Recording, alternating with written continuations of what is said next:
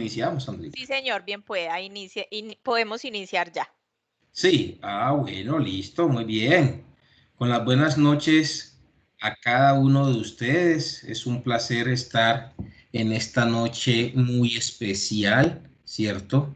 En este evento y en este ciclo de charlas que había en la institución en el marco de su responsabilidad social universitaria tiene a bien compartir con todo el público. ¿Cierto? Un cordial saludo, como les dije anteriormente, soy Nilber Javier Mosquera, el decano de la Facultad de Ciencias de la Educación Sociales y Humanas, y es un gusto estar pues esta noche con cada uno de ustedes. Les doy pues la bienvenida al segundo día del ciclo de charlas Legado Cultural Afrocolombiano para la configuración de ciudadanías interculturales. Para la institución, el reconocimiento de la diversidad y las características de cada cultura es muy importante en la formación de profesionales integrales e incluyentes. Les informamos que este evento cuenta con el servicio de interpretación en lengua de señas colombiana. Si desea acceder al servicio, dé clic en los tres punticos al lado del nombre de Jennifer Villegas y elija la opción Poner en primer plano. La semana anterior abordamos la charla Prácticas Culturales Diversas, Afrocolombianos, Prácticas Culturales Diversas, Afrocolombianos, y para el día de hoy tendremos la etnoeducación afrocolombiana y educación intercultural. Recuerden hacer sus preguntas a través del chat que serán estas resueltas al final de la charla. Los dejamos en compañías entonces del maestro docente Luis Fernando Estrada Escobar. El maestro Luis Fernando es magíster en educación, línea sistemas simbólicos, pedagogía y diversidad cultural, docente de pedagogía de la Madre Tierra de la UDA, orientador del Servicio de Apoyo Pedagógico para la Inclusión de Antioquia.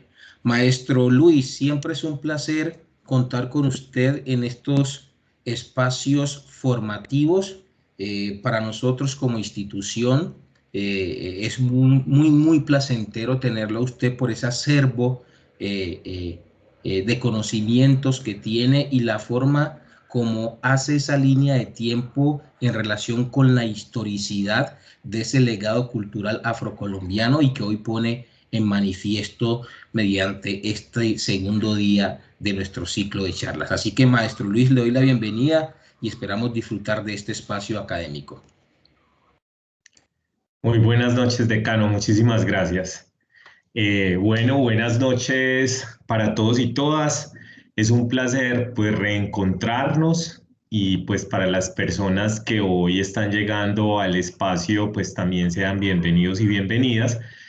Yo creo que incluso nos podemos aprovechar que somos pocos como para lograr conversar un poco más. No voy a hablar más rápido, sino que voy a presentar pocas cosas como para que logremos conversar un poco más al final.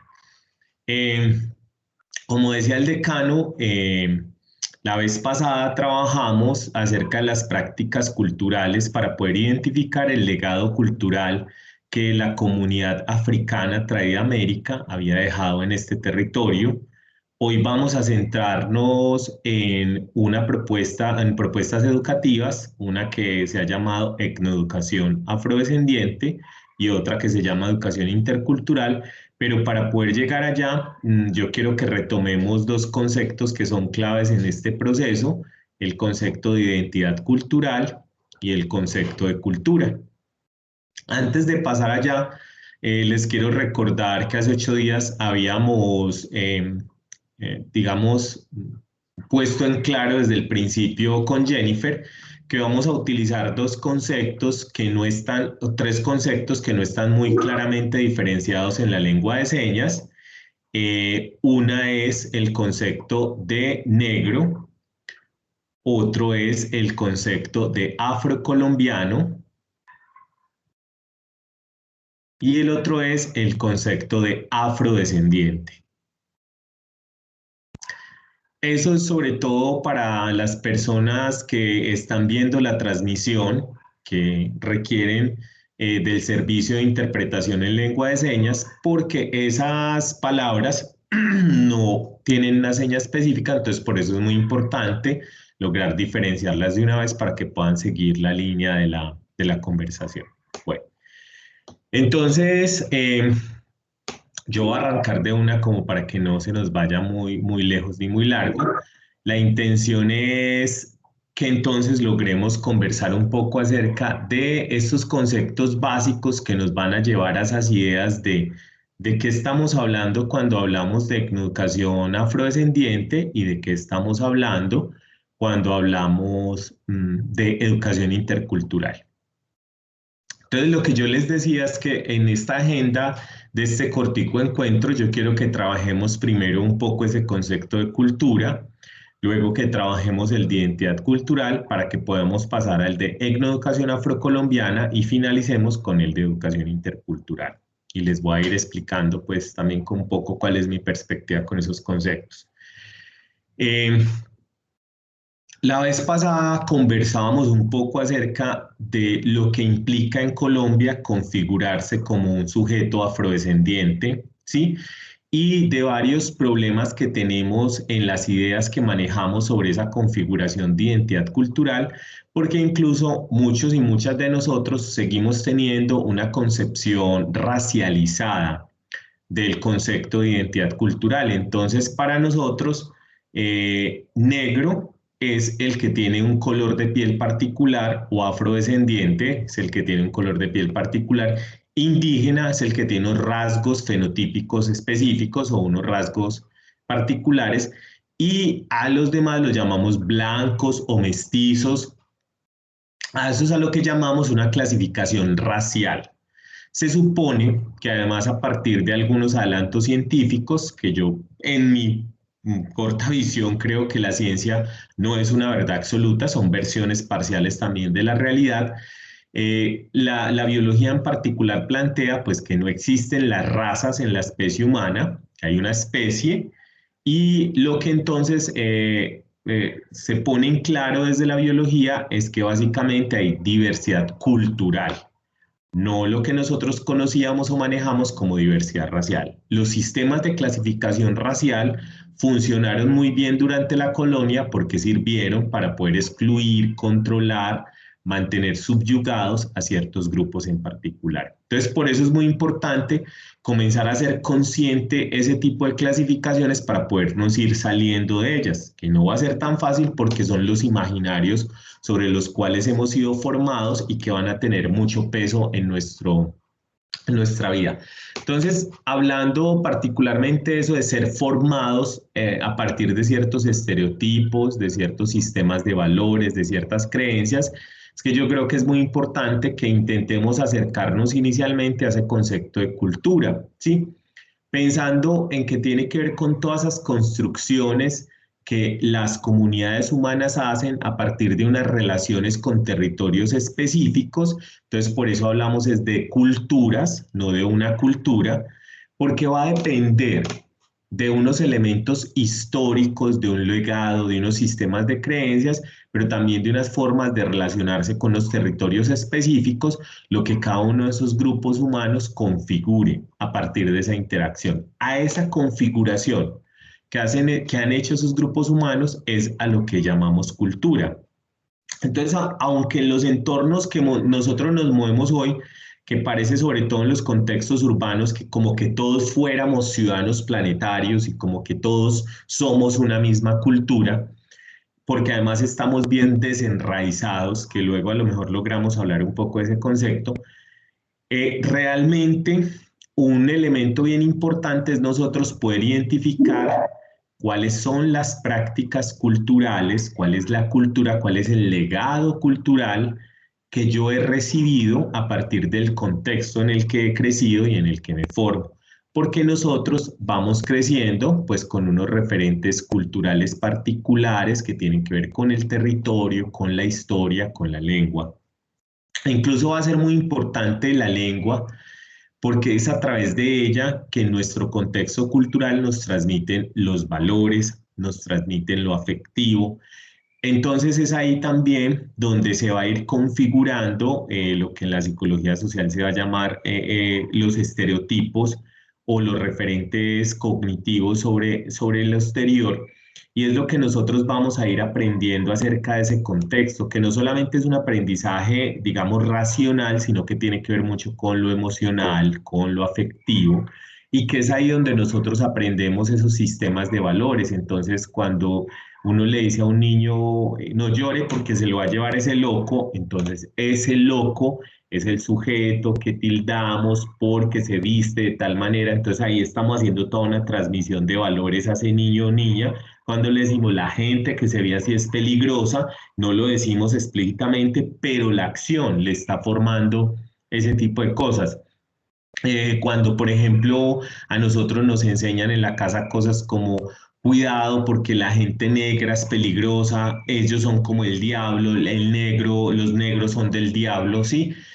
Ese tipo de cosas son las que forman esos estereotipos que luego nos van a llevar a interactuar de ciertas maneras con los otros. Entonces, por ejemplo, en Colombia decimos mucho, no, es que los costeños son muy perezosos, vea que no les gusta hacer nada.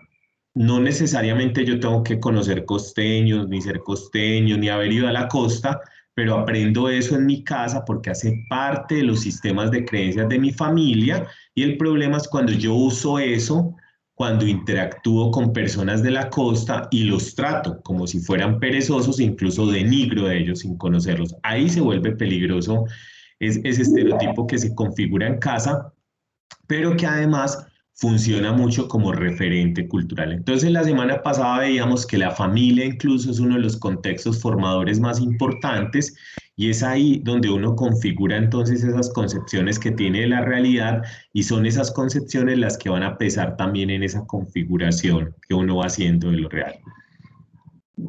Cuando yo intenté acercarme a estos conceptos, bueno, más desde mi lugar como pedagogo, mi pregunta tenía que ver mucho con, bueno, cómo construyen la realidad los niños y las niñas, cómo hacen ellos para aprender lo que aprenden, ¿sí?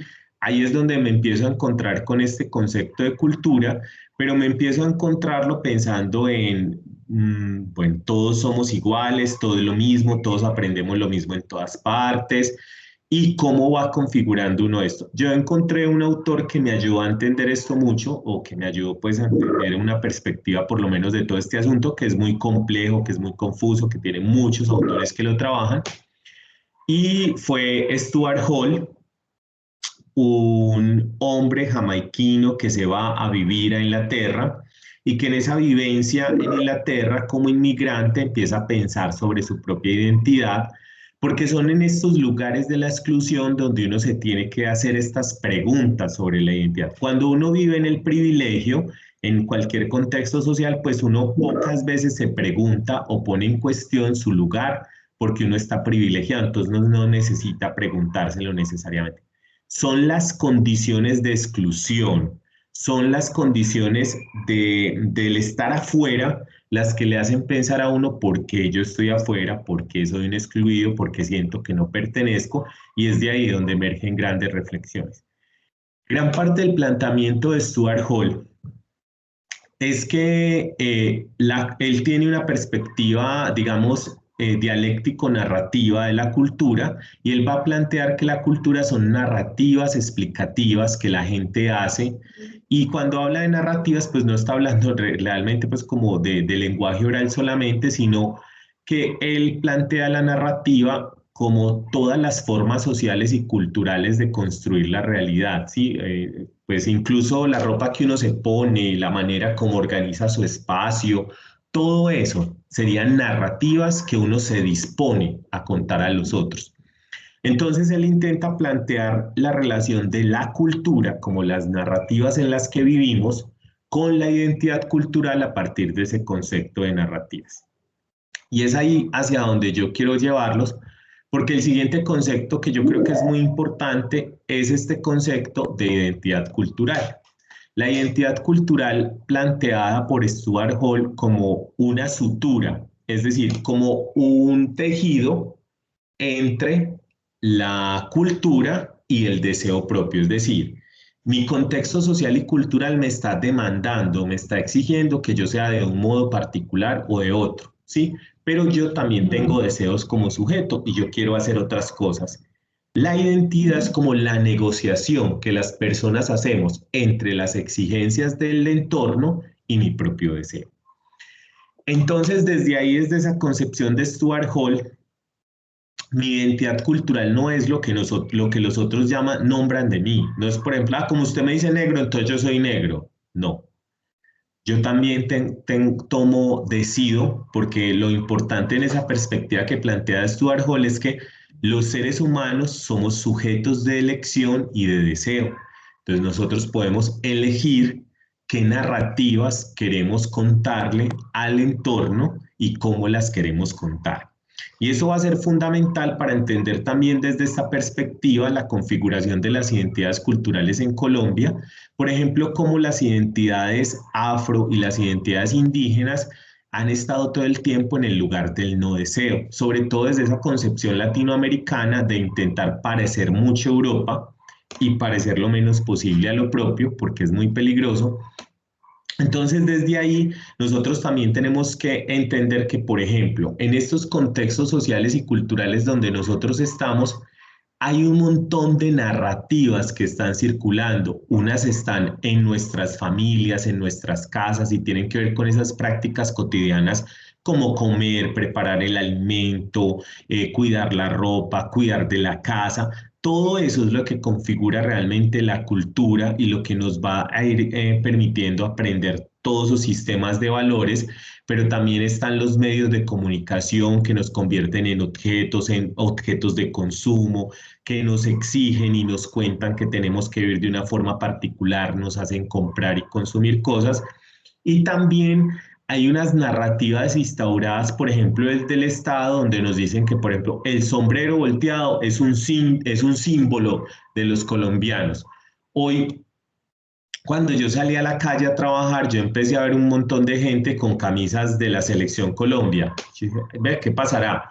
Pues resulta que estos mismos medios de comunicación, que son bastante comerciales, han convertido en un símbolo comercial esas camisetas de la Selección Colombia para hacernos sentir colombianos. Entonces es una configuración también de la identidad nacional a partir de factores comerciales, pero que también nos cuentan una narrativa particular. Entonces cuando yo me pongo esa camiseta y que entonces la mía diga por detrás James o que diga Falcao, pues yo también estoy intentando contarle a los otros una narrativa particular.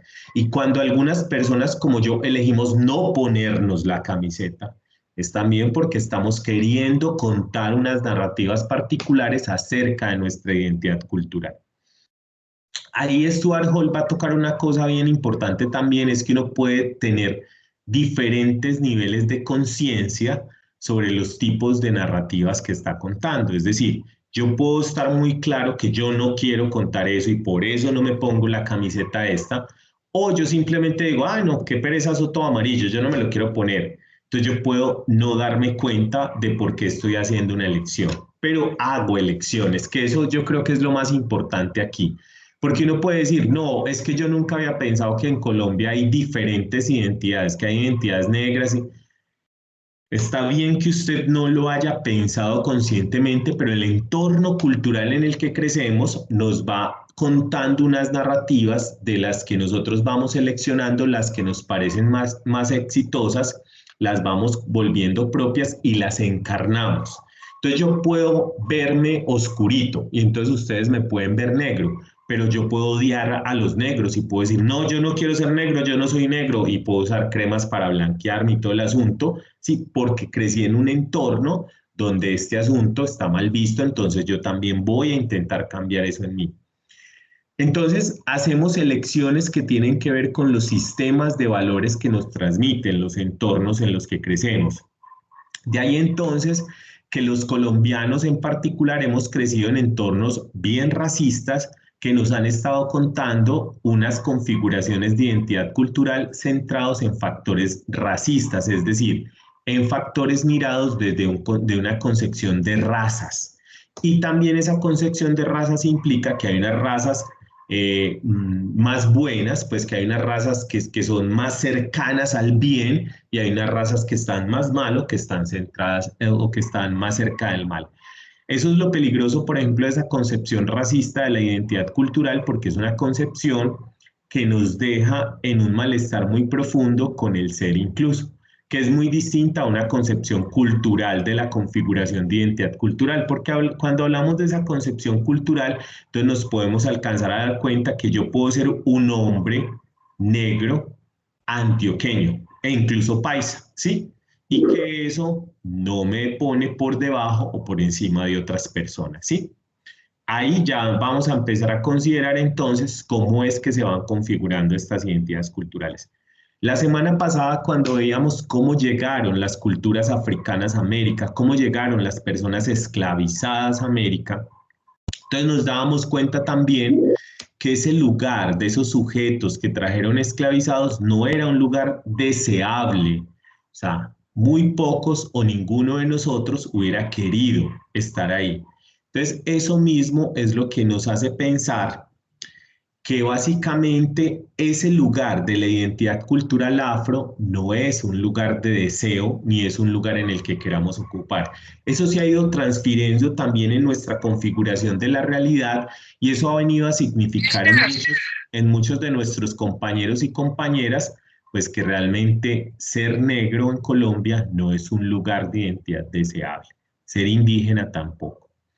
La Constitución del 91, la Ley 70 del 93, el decreto 2500 han ayudado a reivindicar eso, pero más que esas leyes son los movimientos, son las reivindicaciones de los pueblos, son los logros de la comunidad NASA, son los logros de los MISAT, son los logros de los Embera, los que nos han llevado a reconsiderar que sí son pueblos dignos, que merecen un lugar y que son otras culturas. Entonces hemos aprendido a mirar a esos otros de una manera distinta, pero nosotros somos herederos de una concepción peyorativa de lo que es la diversidad cultural en nuestro país.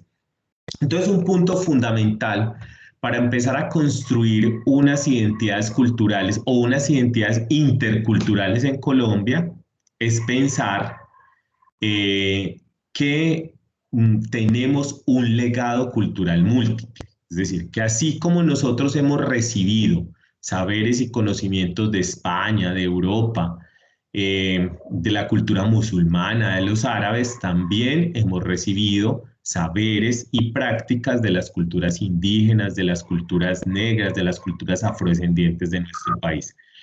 Eso también nos va a permitir a nosotros comprender la dimensión de este asunto, que es mucho más amplia y mucho más grande de lo que estábamos acostumbrados y acostumbradas. Entonces, esas narrativas de las que nos habla Stuart Hall, pues las vemos, las aprendemos, las escuchamos en múltiples espacios. Yo quería señalar aquí tres que a mí me parecen significativamente importantes, además de la familia y de la casa. Uno es la calle, es el juego, es el contexto, son los amigos con los que se aprende eso. Pues a lo mejor en este momento histórico ya no tanto, porque muchos de sus niños y niñas, de los que tienen hijos, pues crecen institucionalizados desde muy pequeñitos, pasan su vida en instituciones, luego se pasan la vida en urbanizaciones, pero a los que somos de otra época y de otra generación, pues nos tocó crecer en la calle con los amigos. Muchas de las cosas que nosotros aprendíamos de lo que era bueno, de lo que era malo, de lo que era deseable, lo aprendimos fue con esos niños y niñas con los que jugamos, con los que aprendimos, sin mediación de adultos, que eso va a ser muy importante también. Nuestros niños y niñas se pasan la mayor parte del tiempo en espacios regulados básicamente por adultos, son lo que uno llamaría espacios adultocéntricos, donde los niños no pueden ser niños, sino que todo el tiempo están siendo pequeños adultos con razonamientos adultos y hace mucha falta que también configuren a partir de esa experiencia infantil esos mundos posibles, ¿sí? También está la escuela, entonces, como un espacio de configuración de las narrativas sociales y culturales sobre lo real y sobre la identidad cultural. Y cuando yo digo la escuela, no me refiero a ese dispositivo de enseñanza en el que un docente, disculpe, me pasó algo con la presentación. Voy a mirar qué es, voy a intentar volverla a cargar.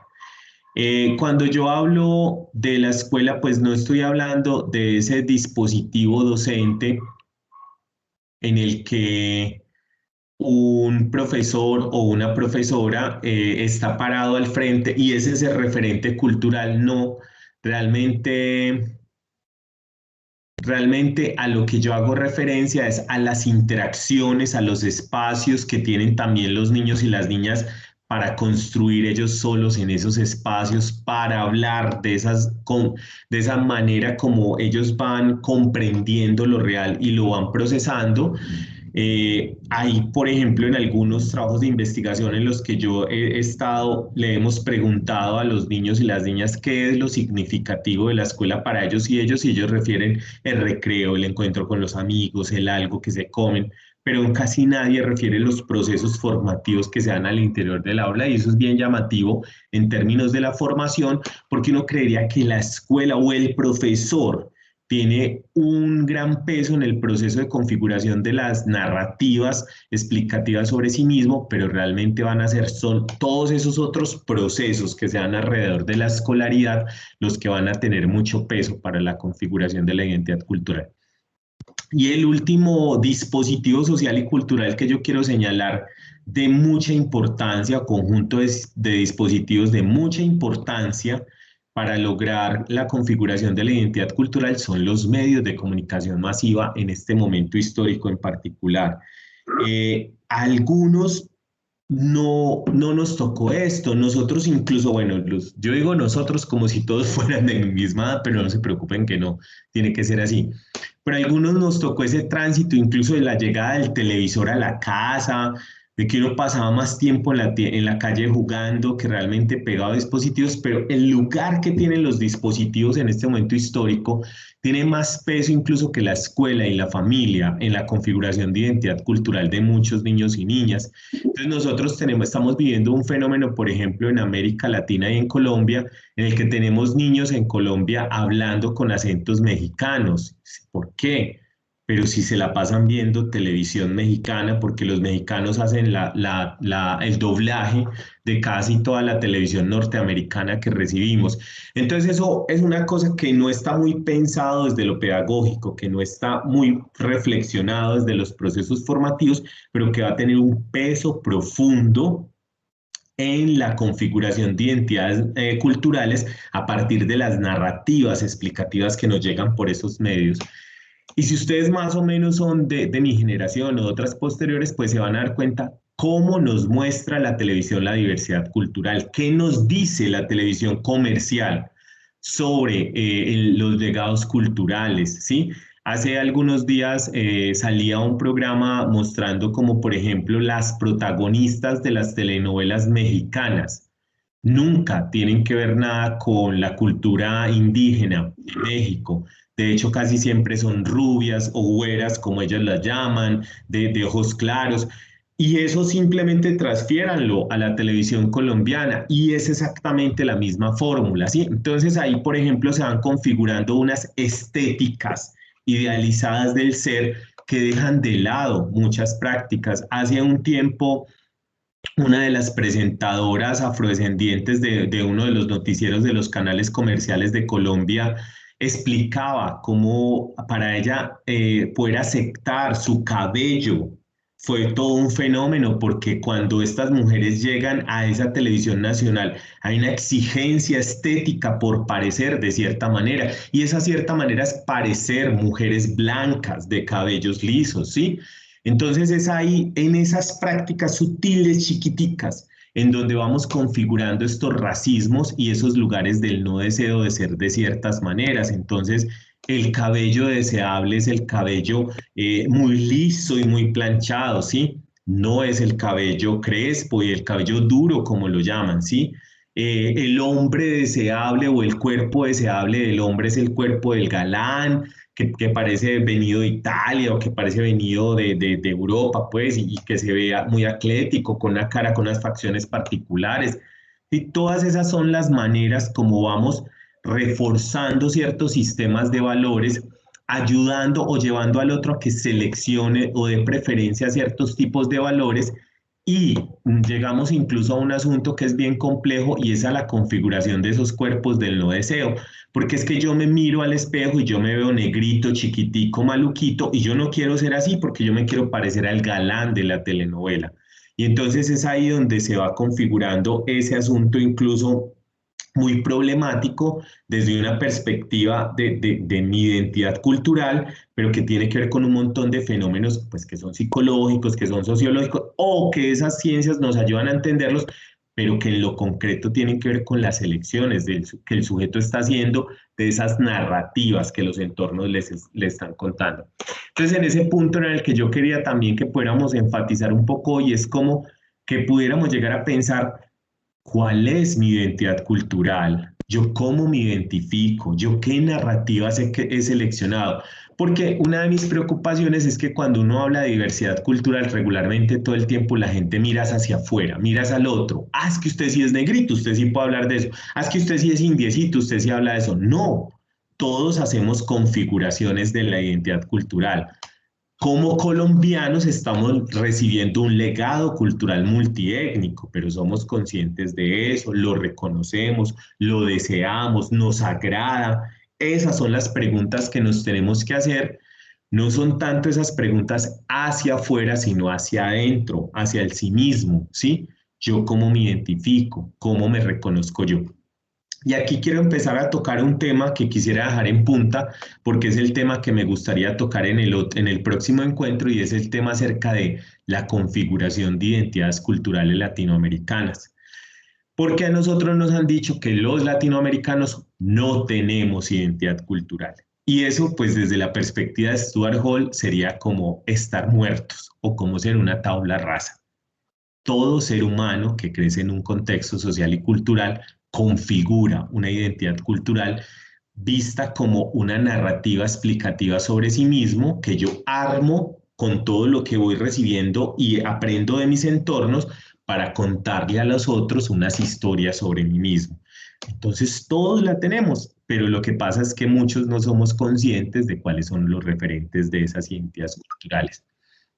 Con esas ideas y pensando en esos entornos es que va a aparecer en Colombia, en particular, inicialmente en la ley 115, la propuesta de etnoeducación. Primero solo etnoeducación, luego le vamos a poner ese matiz de etnoeducación afrocolombiana, y lo que buscaba esa propuesta inicialmente era fortalecer las identidades culturales propias, es decir, las identidades culturales de pueblos que a partir de legados históricos, de la lengua, de relaciones con territorios particulares, se consideraran como diversos y consideraran que su cultura debía ser preservada y cuidada. Recuerden que en la Constitución del 86 en Colombia, cuando se configura esa nación, ese Estado-nación inicial, para poder configurar ese Estado-nación homogéneo, se impuso que aquí solo había una lengua, solo había un Dios, solo había unos sistemas de creencias y se invisibilizó todo ese legado.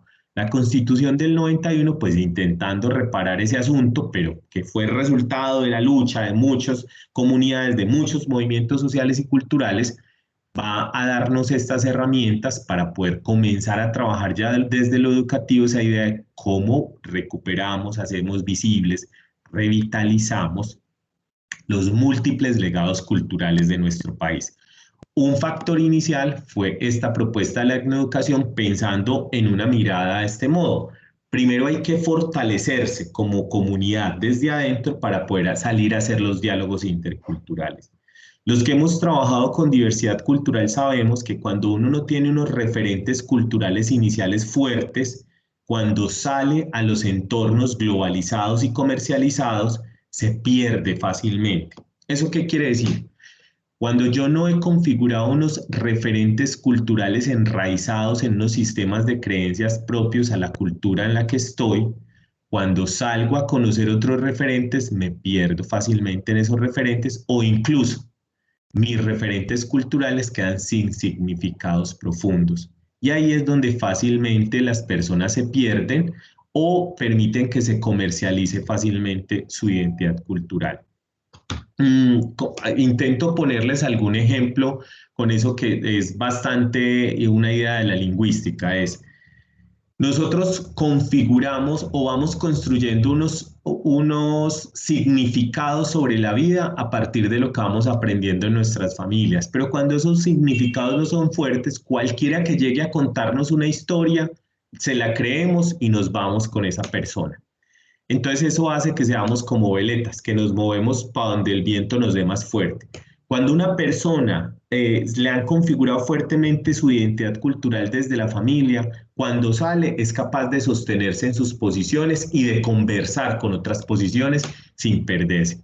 Ahí, por ejemplo, en las comunidades indígenas va a ser muy importante esa idea que los niños y las niñas solo hablen en lengua materna o en sus lenguas propias hasta los 7 años, porque es a través de la lengua en la que les transmiten todos los sistemas de creencias y todas las historias de origen de la cultura para poder que ya cuando llegan a la escuela a aprender el español como segunda lengua, tengan su primera lengua muy fuertemente, muy anclada y muy fuerte, y eso les permita dialogar con otros sin perderse. Entonces, esta propuesta de la etnoeducación aparece como una primera medida importante en Colombia, primero para que las comunidades al interior se fortalezcan. Pero y ahí aparece la pregunta, ¿y los que no vivimos en esas comunidades étnicamente diversas qué? ¿No deberíamos también enriquecernos de los saberes de esos legados múltiples? Porque entonces nos empezamos a dar cuenta de toda la riqueza y el potencial que tienen esos otros pueblos. Toda esa idea que nos decían que los pueblos del Chocó son atrasados, que los indígenas de Colombia no han permitido el desarrollo. Luego hemos aprendido con la inversión de valores que se están saliendo del capitalismo, que lo que han hecho las comunidades indígenas en Colombia es cuidar y preservar la madre tierra, que las relaciones de las culturas afro del Pacífico con el territorio son relaciones más armónicas porque permiten que la tierra se recupere, que tienen ciclos de producción y descanso y que eso permite otras relaciones con el territorio. Entonces hemos aprendido que hay que aprender de esas comunidades. Entonces otros hemos llegado a reclamar, no, queremos también aprender de esas otras comunidades y creemos que estos niños que estamos formando en estos contextos urbanos aprendan de esas comunidades y no se queden pensando, como muchos de nuestros hijos e hijas todavía piensan, que la leche llega del éxito, ¿sí? Sino que aprendan que hay todo un proceso, que hay una manera de relacionarnos con la tierra, con el territorio, y que tiene que ver también con un respeto por la tierra como un ser vivo que nos permite convivir con ella y que nos acoge, que nos provee, pero que también tenemos que ser cuidadosos con ese ser. Entonces, en esta inversión de valores que estamos viviendo es donde va a aparecer la propuesta de la educación intercultural, en la que la intención es que nosotros podamos conocer esos múltiples legados culturales que han habitado nuestros territorios, aprender a convivir con esos otros seres vivos, y cuando digo otros seres vivos no estoy hablando de indígenas, de campesinos, de afrodescendientes, sino que estoy hablando sobre todo de la tierra, del pasto, de los árboles, de las piedras, de los pájaros, que son seres vivos con los que tenemos que aprender a convivir. No están ahí para proveernos, no están ahí para ser nuestros, no están ahí para convivir con nosotros.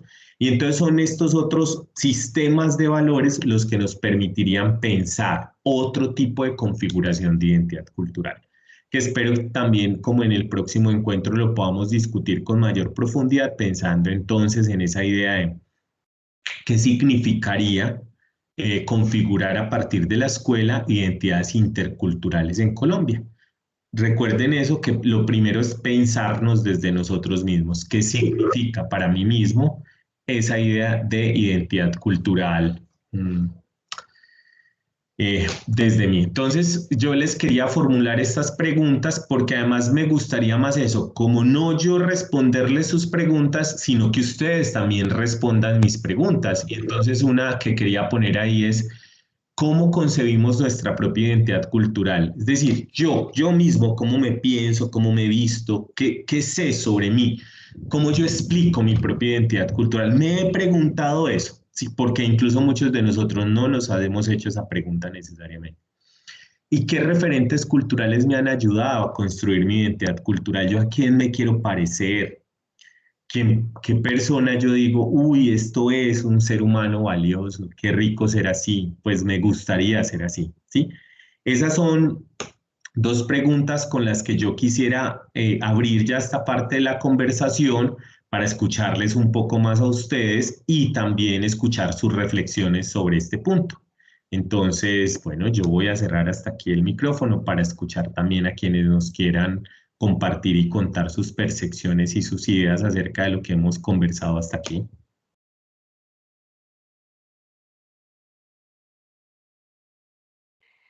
Fernando, gracias por esas dos preguntas. Mientras nuestros asistentes van pensando, quién quiere participar, abrir su micrófono para compartirnos un poco qué piensa sobre estas dos preguntas.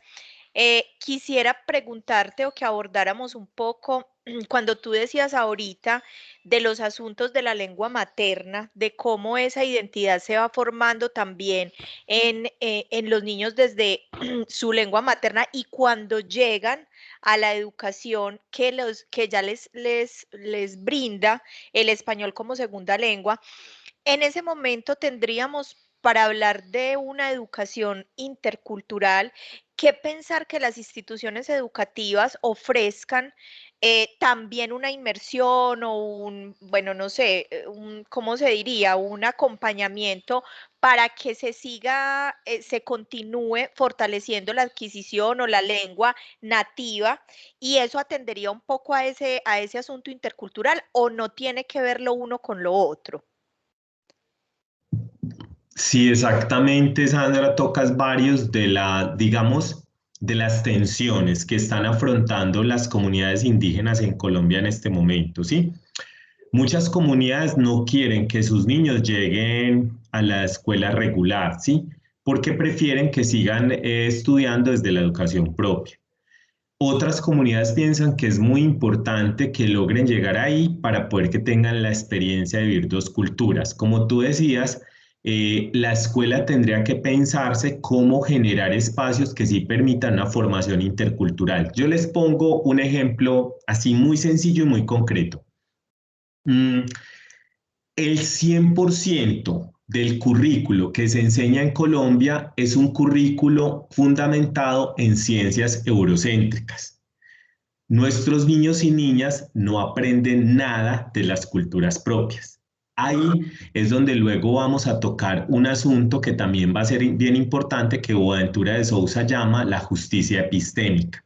O sea, nosotros tendríamos que empezar a considerar cómo empezar a ingresar saberes, no a estudiar las otras culturas desde la escuela, no, sino traer saberes de las otras culturas e irlos integrando a la propuesta curricular para que nuestros niños y niñas aprendan efectivamente los diversos legados culturales. Entonces hay una pregunta muy importante, porque lo que está pasando con los chicos y chicas indígenas, como tú decías ahora, es que llegan a la escuela y entonces viven, es un entrar totalmente a la cultura occidental y dejar de ver totalmente su propia cultura. Entonces la idea sería, si realmente queremos que sea una cultura bilingüe, bicultural, que ellos puedan traer de su cultura y entrar en conversación con esta nueva cultura, alimentándose las dos culturas de esas opciones que están trabajando. Entonces, eso significaría poder complementar, poder construir entre dos culturas. Hablamos incluso de justicia epistémica porque todavía estamos en unos contextos desiguales. Todavía para la mayoría de nosotros sí es saber lo que se trae de Occidente, pero son mitos y creencias lo que se tiene de otras culturas. Entonces ahí hay un desequilibrio o una injusticia epistémica.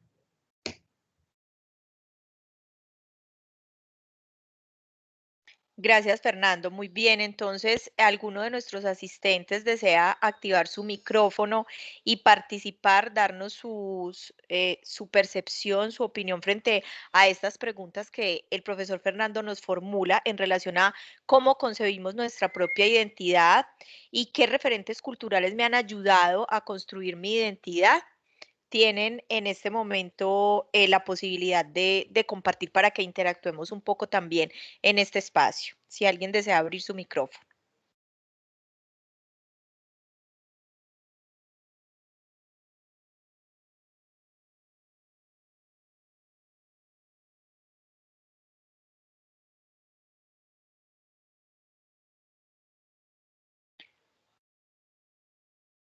Nuestros asistentes están hoy tímidos, tímidos. Y eso que somos un grupo pequeñito y por eso yo creí que iban a estar más intrépidos y más arriesgados a conversar. Buenas noches. Buenas No, noches. Soy Carlos Zavala Castro de la ciudad de Medellín. Soy en Educación y Desarrollo Humano de la Universidad Manizales y CINDE.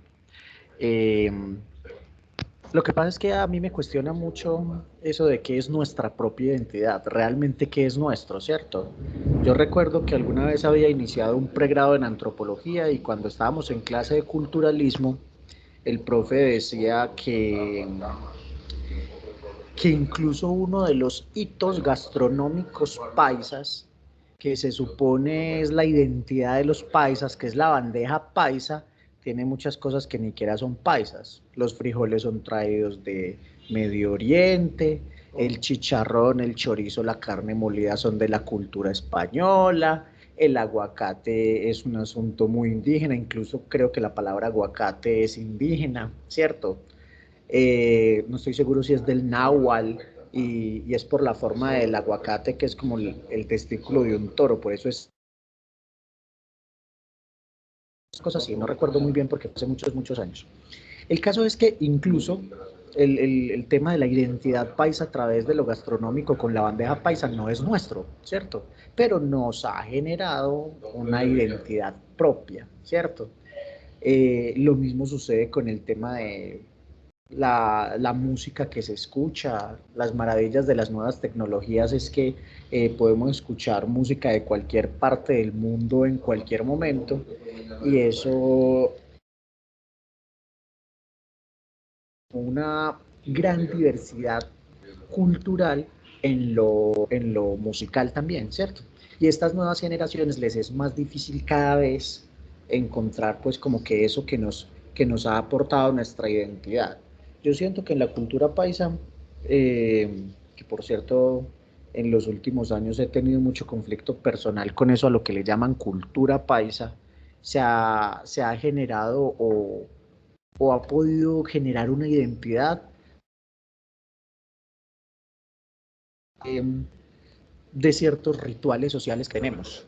El tema de las fiestas, el aguardiente, el baile, el tema de las tradiciones que se han ido colocando en Medellín también, como el tema de los silleteros, el sombrero aguadeño, ¿cierto? Pero yo personalmente siento que tengo una cultura, una identidad más de colombiano que de paisa como tal, porque por ejemplo tengo familiares y amigos que han vivido muchos años en la costa y el suero costeño me encanta, y el bollo limpio, eh, bueno, como para no dar muchas, hablando muchas pendejadas. Siento que de esas cosas que más ayudan a construir la identidad cultural es la parte de la gastronomía y las fiestas. Y ya. Carlos, muchas gracias. Yo quiero apuntar ahí que el próximo encuentro, yo quiero que hablemos un poco de un concepto que yo he ido aprendiendo mucho, pero con las comunidades indígenas, que es el enraizamiento. Porque yo creo que uno de los grandes problemas que estamos enfrentando con nuestros chicos y chicas en este momento, sobre todo, es como ese desenraizamiento, como que no hay ninguna relación con lo territorial y no necesariamente porque uno tenga que estar muy amarrado a una cultura, sino porque eso va a ayudar a construir también otras relaciones con los entornos y con otros referentes, tocando un poco eso que dices acerca de lo propio y lo apropiado, ¿sí? Que incluso pues también me ayudó mucho a entenderlo, fueron las lecturas de Guillermo Bonfil Batalla, de un antropólogo también mexicano, que ayuda a entender pues que el conflicto no está en la apropiación de cosas, sino en la construcción de significados a partir de esos asuntos que se apropian y también pensar si son apropiados o si son impuestos finalmente, porque uno de los grandes peligros que enfrentamos ahora es que nosotros cambiamos fácilmente de referentes y no nos damos cuenta ni siquiera por qué. Entonces, ahora todos nos la pasamos oyendo reggaetón y uno puede decir abiertamente, a mí no me gusta, pero si yo canto un pedacito aquí de algunos de esos reggaetones famosos, todos no lo sabemos, porque básicamente está en todas partes todo el tiempo y parece como que no nos dejaran librar de eso. Entonces, en ese punto, por ejemplo, en ese concepto de lo propio y lo apropiado, es donde yo creo que también desde lo pedagógico, desde el lugar de la formación y la educación, necesitamos pensar para intencionar mucho más las formaciones, para poder tomar decisiones, pero también formar sujetos que puedan tomar decisiones.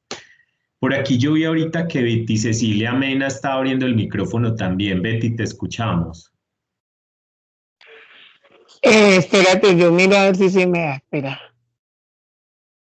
Espere.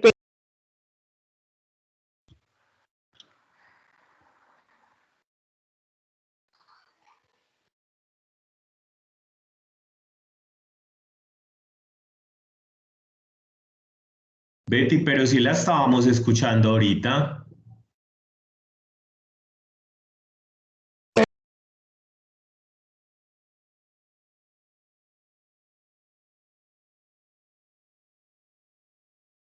No.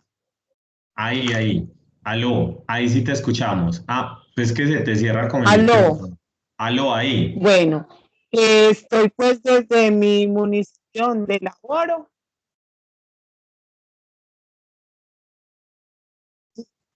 Ay, bueno. Entonces, mi nombre pues es Betty Mena. Me reconozco como afro, soy negra y uno de los referentes culturales que me identifican o que yo identifico es que desde mis ancestros o desde mis padres, siempre siendo paisa, nos enseñaron la cultura chocuana, entonces yo disfruto la comida, el conocer el chocó me llama mucho la atención, al igual con mis chicos, no siendo muchos, digamos de color. Les cuento cómo en Colombia se viven todas estas culturas porque ellos creen que solo los negros son del Chocó y que los negros vienen de África. Entonces, cuando uno les enseña la cultura como tal, yo les digo que en Colombia y en nuestro propio contexto hay mucha gente negra y de otras culturas, así no las vivamos o las veamos así latentemente. Entonces ellos han aprendido a conocer el territorio en que están y en el que pueden observar a nivel, digamos, mundial. Porque ellos no, como digo yo, no nos podemos quedar ahí, lo que tú decías ahorita. Yo me identifico, pero no sé cómo me muestro ante los demás o qué tengo. Sí. Entonces, para mí, yo disfruto mucho de estas charlas, trato de meterme siempre como a aprender y defender la cultura como tal, porque como tal valemos mucho y más esta cultura que queremos que todo el mundo conozca y que no seamos estigmatizados por lo que somos o por lo que algunos hacen. No sé si de pronto me hago entender. ¿Listo? Muchas gracias. A ti, Betty, muchísimas gracias. Tocaste un punto que yo también quisiera que abordáramos un poco la próxima vez y que tiene que ver mucho con esta perspectiva de la etnoeducación, y es que es fundamental si queremos fortalecer las construcciones de significado de nuestros estudiantes o de nuestros hijos enraizadas a partir de la historia propia. Y de la historia propia tiene que ver mucho de la historia con el territorio, porque los que hemos crecido en los contextos urbanos, como que, bueno, somos de un barrio, pero pues, o sea, uno que tiene que saber ahí de histórico, nada. Pero realmente una de las maneras de empezar a fortalecer esas relaciones con los territorios es incluso conocer la historia de esos territorios, conocer cómo se configuran, por qué se configuran, qué los llevan a ser lo que son en este momento. Y yo ahí quiero resaltar también que yo incluso hago referencias mucho al concepto de afrocolombiano, porque yo no trabajo tanto una perspectiva como original, pues, o de busca de orígenes, sino más como la perspectiva de lo construido, de cómo se construye o cómo se resignifica un territorio a partir de mis referentes en ese nuevo territorio. Entonces, por eso yo creo que incluso nosotros como herederos de un legado cultural afro tenemos que pensar es qué construyeron esas personas traídas de África cuando llegaron a este territorio que hoy llamamos Colombia y qué es lo que nos van dejando a nosotros y qué es de eso que nos han dejado lo que nosotros queremos enseñarles o legarles también a nuestros niños y niñas, que esa sería un poco la perspectiva de construcción de ese currículo intercultural. Bueno, no sé si alguien más nos quiere contar cómo se ha pensado esa configuración de su propia identidad cultural, qué ha pensado sobre sí misma o sobre sí mismo, si siquiera se ha formulado la pregunta, porque como yo les decía, no es necesariamente una pregunta que ocupe al ser, y es una pregunta que a veces genera demasiados malestares y que muchos preferimos evitar. Entonces, no sé, yo creo que tenemos tiempo todavía de otra participación si alguien más nos quiere.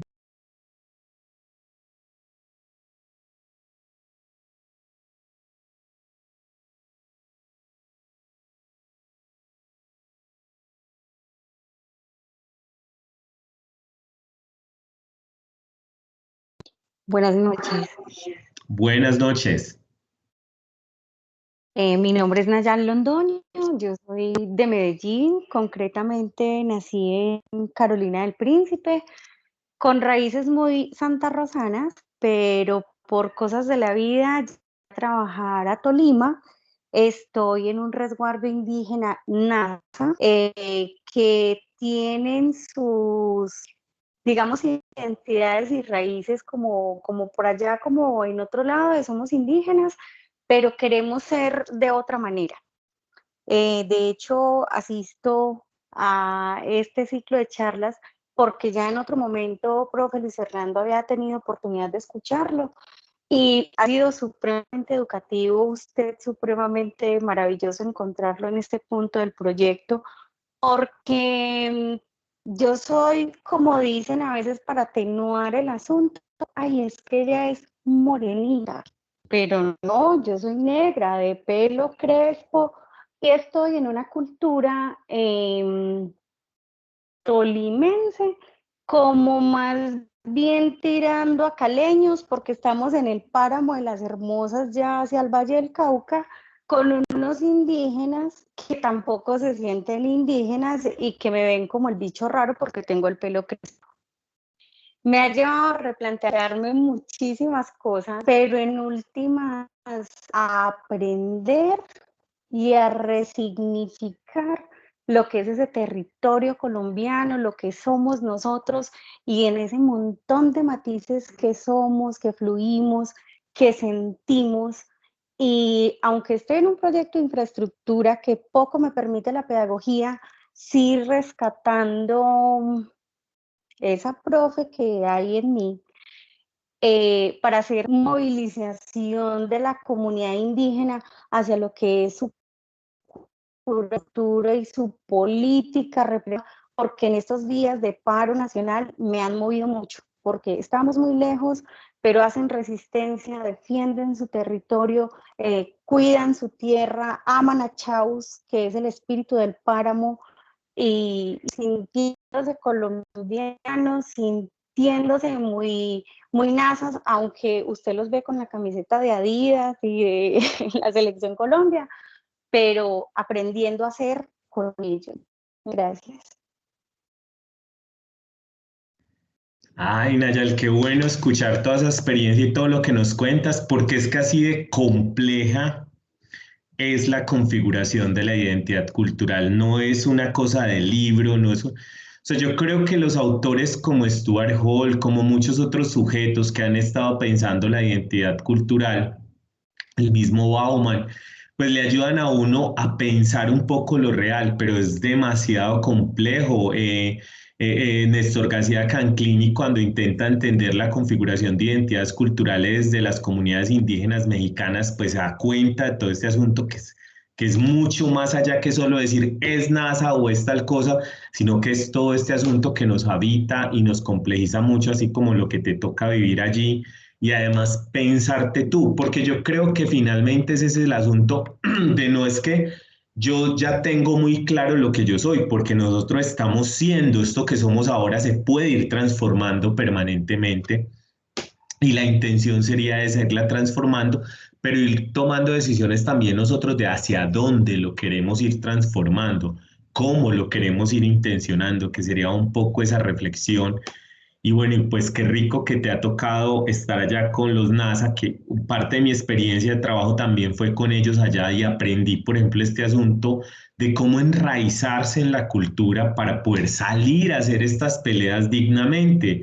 Pues que muchos de nosotros decimos incluso porque es lo que salen a pelearse aquí, pero es que ahí en la historia NASA hay todo un conjunto de elementos que tiene que ver con esa relación de ellos con el territorio que fue robado, que fue saqueado, que fue quitado. Entonces ellos reconocen incluso ese peso histórico de ese asunto y que no es pues simplemente como pues que estos indios salen a tapar una carretera, sino que es como ellos están peleando una recuperación incluso de la historia en un entorno bien complejo porque están en medio de un montón de circunstancias bien bravas y que les lleva incluso a usar cosas que no diría, pero como que hacen estos montados en moto para arriba y para abajo, pero es que eso hace parte también de las nuevas construcciones.